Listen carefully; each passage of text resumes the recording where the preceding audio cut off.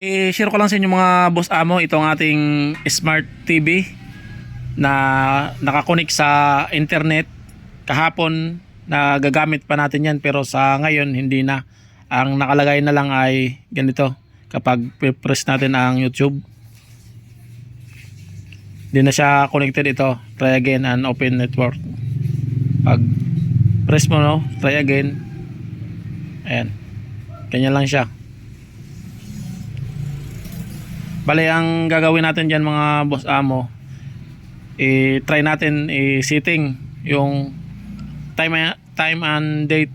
Bale, i-press natin itong setting, ayan, ito, tas time, lagyan natin sa time at i-press ang OK,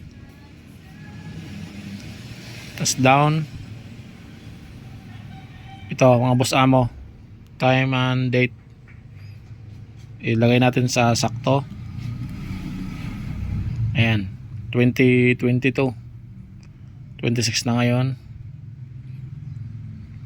Ayan, 26, tapos month, bali ano ngayon, March,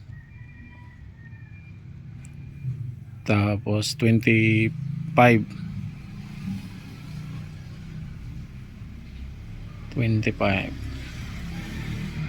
ayan, 25. Dito naman oras, oras naman ngayon,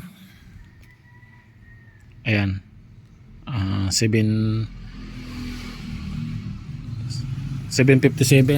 Lagyan natin 7:58 para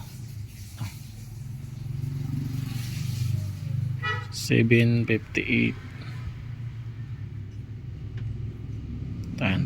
Tapos i-press natin ang OK. Ayan, na naka-settings na, at exit natin. Ang gamit nga pala natin na connection, ito yung may wire, galing ito sa modem sa wifi. Check natin dito sa network, i-press na ulit ang OK. Ayan, wireless wire network. Ayan, ito wire. Ito mga boss amo, lagyan natin dyan. Ayan, connected na siya.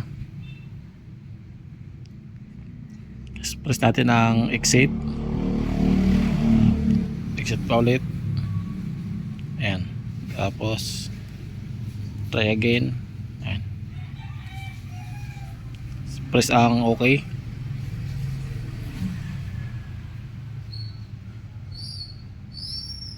Ayan na mga boss amo, connected na ang ating smart TV sa internet para makapanood ng YouTube.